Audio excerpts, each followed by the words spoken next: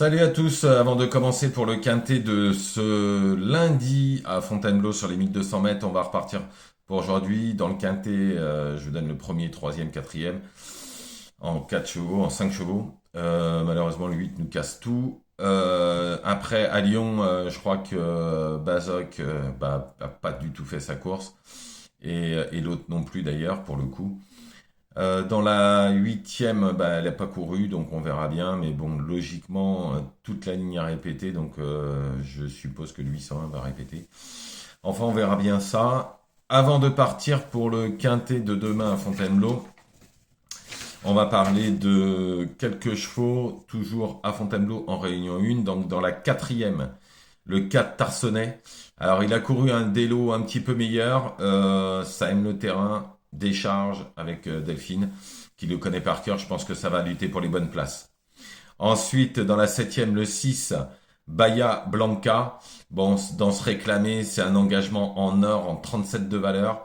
Je pense que le cheval, en plus, Christophe Soumillon sur le dos, je pense que l'entourage a dû viser ça sans aucun problème. Ça va pas sortir des trois.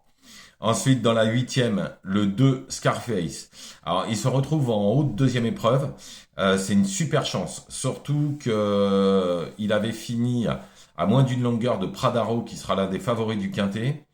Et juste derrière Talisman Touch, qui a fini deuxième d'un quintet. Et de Paco, il a fini juste derrière Paco, Paco avait fini derrière un 35,5 de valeur. Là, ici, il est pris en 32, Scarface, le 802, donc ça va lutter pour les bonnes places. Je serais très déçu qu'il soit pas dans les trois, surtout qu'il a fait quasiment jeu égal à une demi-longueur de Pradaro, qui sera sûrement l'un des favoris du quintet. Là, en deuxième épreuve, c'est l'engagement en or. Maintenant, on repart pour ce quintet donc à Fontainebleau, 1200 mètres. Avant que je vous dise tout de suite, ne faites pas n'importe quoi, je vous le dis avant la course.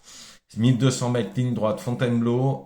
Vous savez comme moi que c'est un peu, pas de course loto, mais bon, il y a toujours des deux, trois chevaux que tout le monde voit, mais il y a des surprises. Donc, n'hésitez pas à à faire un champ réduit.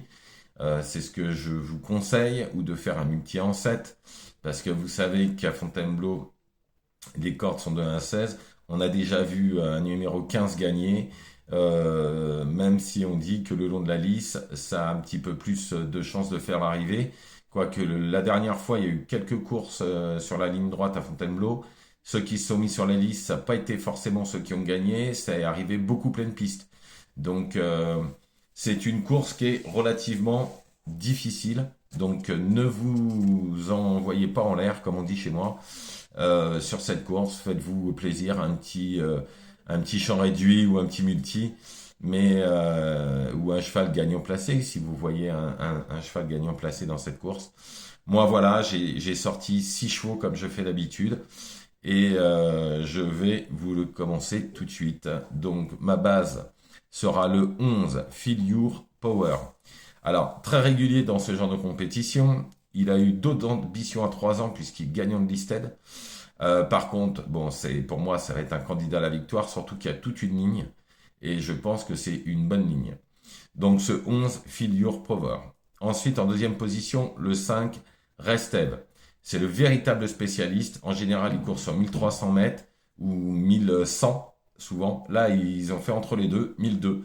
Donc, je pense que ça va être très très bien dans ce genre de course. Il a fait une super rentrée. Il est indissociable à Feel Your Power puisque c'est la ligne que je vous explique avec Feel Your Power. Donc, ce 11 Feel Your Power, puis le 5 Restev. En troisième position, le 15 Pradaro. Bien évidemment, alors il n'a jamais déçu sur la piste de Fontainebleau. Tout le temps fait l'arrivée. Encore une fois, il devrait lutter pour les bonnes places. En quatrième position, le 10, Terito Riwar.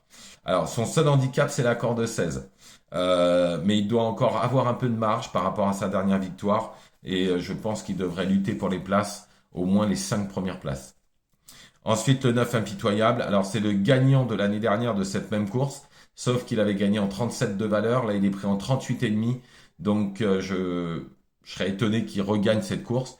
Je pense que ce sera plutôt un candidat pour les places. Et en sixième position, le 1, Pires Time. Alors en fait, le cheval se prépare vite, hein. L'entourage est relativement confiant pour les places. Le jockey aussi. Maintenant, moi, je demande à voir personnellement. Je l'ai mis parce que c'est Pasquier, je vous le dis honnêtement, même si je vois pas une gros de marge. Donc je récapitule, mes bases seront le 11 Figure Power, le 5 Rest Thèves, le 15 Pradaro, le 10 Territory War, le 9 Impitoyable et le 1 Pires Time. Alors si vous me demandez tout de suite ce que je verrai en mieux, forcément c'est mes deux premiers, c'est le 11 Figure Power et le 5 Rest Thèves, qui sont des chevaux très réguliers et qui là, vous pouvez même faire un 2 sur 4, je pense que ça peut être pas mal. Voilà. Bon, je vous souhaite une excellente soirée. Ne faites pas n'importe quoi. Je vous retrouve quoi qu'il arrive demain soir pour le quintet de mardi. Et je vous souhaite une excellente soirée.